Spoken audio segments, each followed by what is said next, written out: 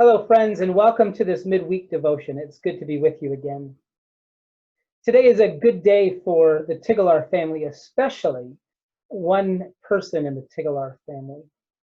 After months of waiting, even a full year of waiting, my son has passed his driver's examination and now can drive without his parents. He can use that driver's license like all teenagers do to go pick up friends. He can use that driver's license to pick up friends from 2 towns over, or go to the bank, or pick up some groceries for his parents. Of course, what is a great day for Jonathan is, probably a great day for me. And thankfully, the Lord has blessed me with a head of hair that masks gray very well. I want us to think about a comparison. When a person gets to a certain age, and in the province of Ontario, that age is 16, they are allowed to drive. And my son got his first driver's license a year ago that allowed him to drive with anybody over the age of, I think, 20. I don't actually know the age, but with his parents. Of course, he couldn't wait for that day, and that day was originally scheduled for, I think, March 24th, when he would take that driver's license that allowed him to no longer have to be under the umbrella of his parents. And the reason this day has become so exciting, a day of anticipation for him, because it is a day indeed where his wings of freedom grow just a little bit.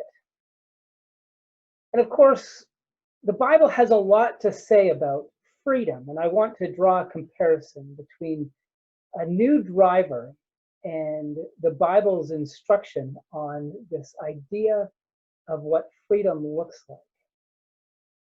When we think about freedom, we think about the freedom from restraint.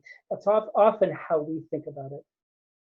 But the Bible tells us that we experience freedom when we place our lives under the authority of God. Of course, the law has a lot to say about how freedom should be expressed. We read these words in the book of Exodus, chapter 20. These are words that are familiar to many. God spoke all of these words. I am the Lord your God who brought you out of Egypt, out of that land of slavery. You shall have no other gods before me. He would go on to say, you shall not make for yourselves an idol in the form of anything in heaven above or on the earth beneath. You shouldn't take the Lord's name in vain. 6 days you shall labor and do all your work. The seventh day is a day of rest, because after all, you are no longer slaves. You shall not murder. Or the next one is, honor your father and your mother, that your days may be long in the land that God is giving to you. Don't murder, don't steal, don't commit adultery. Tell the truth, don't bear false witness, and don't covet. These are the laws that God would give to the people of Israel at the foot of Mount Sinai, the laws that he gave to Moses on tablets of stone. And then we read these words, what do we do that is good? Only that which arises out of true faith, only that which conforms to God's law and is done for his glory, and not that which is based on what we think is right or on established human tradition. As you learn to drive, and again, I'm going back to this comparison between God's instruction in the law and the instruction that we get as drivers, especially when we're young.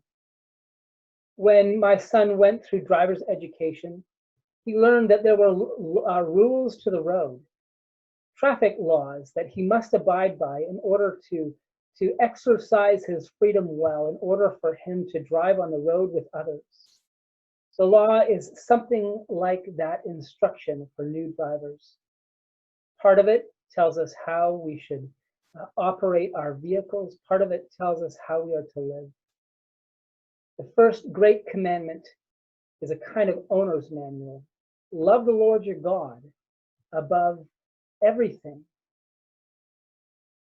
The law of God is like a set of instructions for new drivers who find ourselves in possession of a new kind of liberty that comes to us in Jesus Christ.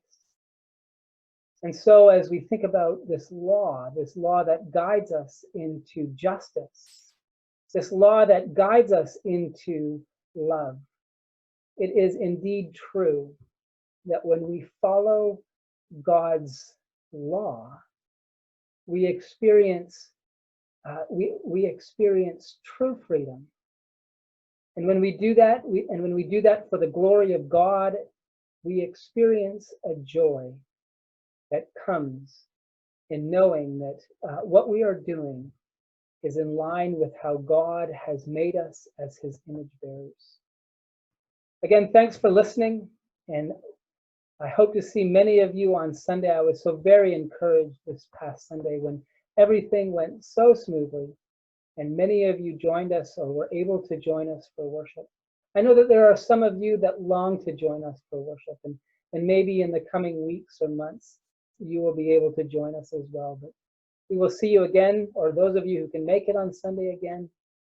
And for those of you who can't, may the Lord bless you and keep you. And may the Lord make his face to shine on you. Amen.